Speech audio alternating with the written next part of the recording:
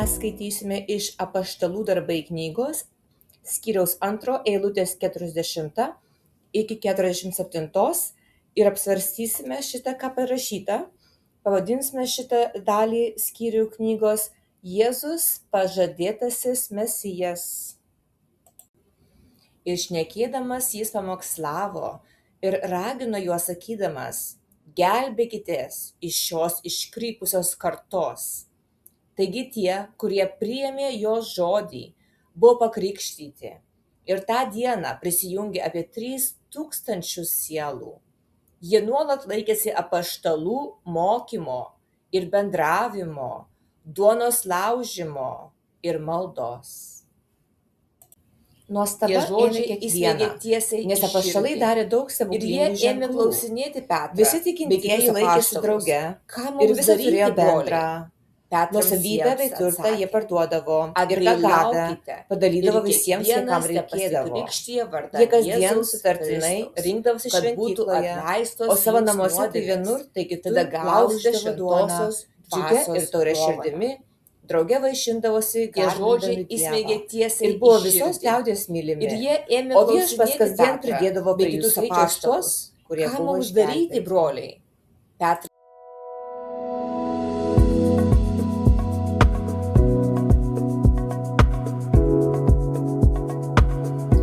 Šiame pamoksle nagrinėjamas ankstyvosios bažnyčios gyvenimas po sekminių ir pabrėžiama, kaip atrodo tikroji krikščionybė.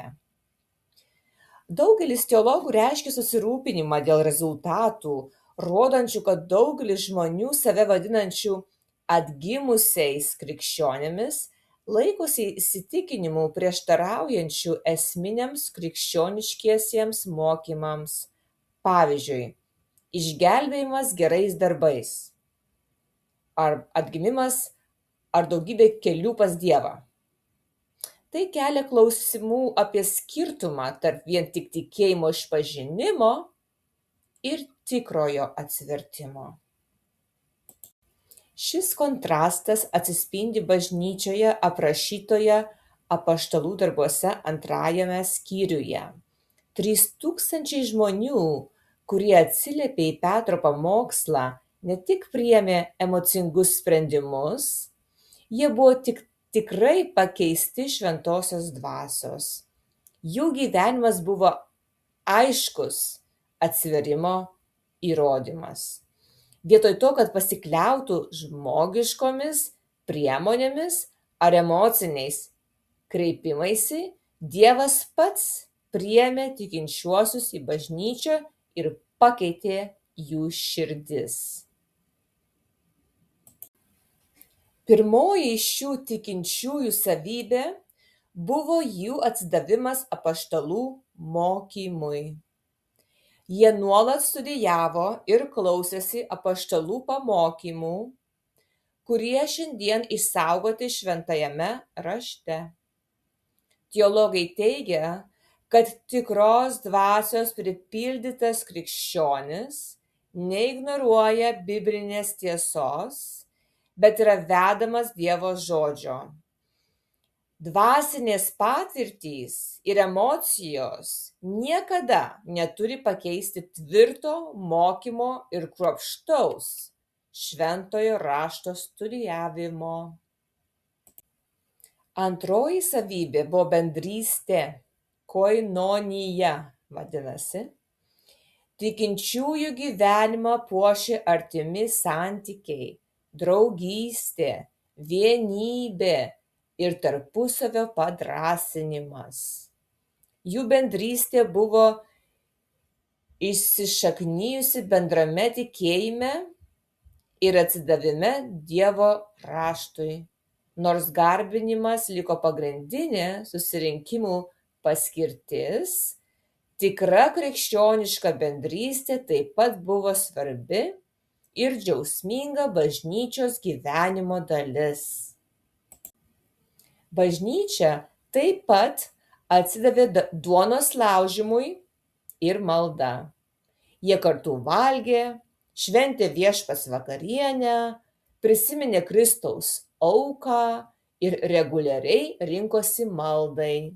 Malda nebuvo retas užsiėmimas, bet pagrindinė jų bendruomeninio gyvenimo ir priklausomybės nuo Dievo dalis. Kitas ankstyvosios bažnyčios bruožas buvo dosnumas. Tikintieji savanoriškai dalijosi savo turtu su vargstančiais. Čia reikia pabrėžti, kad tai nebuvo vyriausybės primestas komunizmas ar socializmas, bet spontaniška krikščioniškos meilės išraiška. Naujasis testamentas nereikalauja, kad tikintieji atsisakytų visos asmeninės nuosavybės, priešingai jis ragina juos dosniai tvarkyti turtą ir užjaučiančiai rūpintis kitais. Jų dosnumas kilo iš dėkingumo Dievui ir rūpesčio broliais tikinčiaisiais.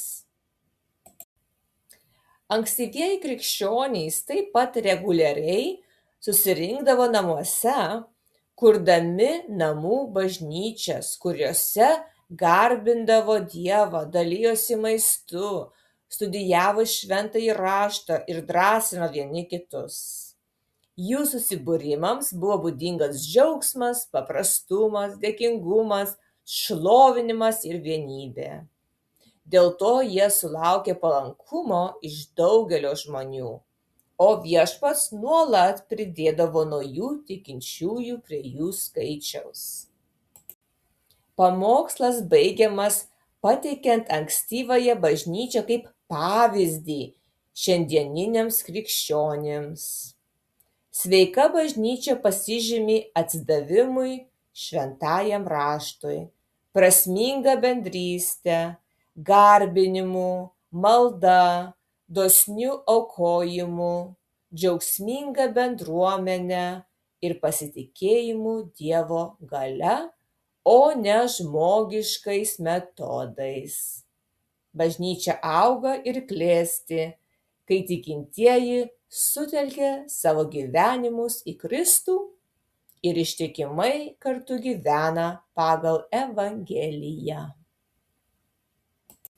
Taigi, pagrindinė tema buvo tikras atsiverimas prieš paprastą tikėjimo išpažinimą, atsidavimas bibliniai doktrinai ir šventajam raštui, krikščioniškos bendrystės koinonija svarba, Viešpats vakarienė ir bendri valgiai, maldos gyvenimas, savanoriškas dosnumas ir rūpinimasis vargstančiaisiais, namų bažnyčios ir krikščioniška bendruomenė, džiaugsmingas garbinimas ir šlovinimas, bažnyčios augimas per Dievo darbą, o ne žmogaus metodus, ankstyvoji bažnyčia kaip pavyzdys šiandieniniams tikintiesiems.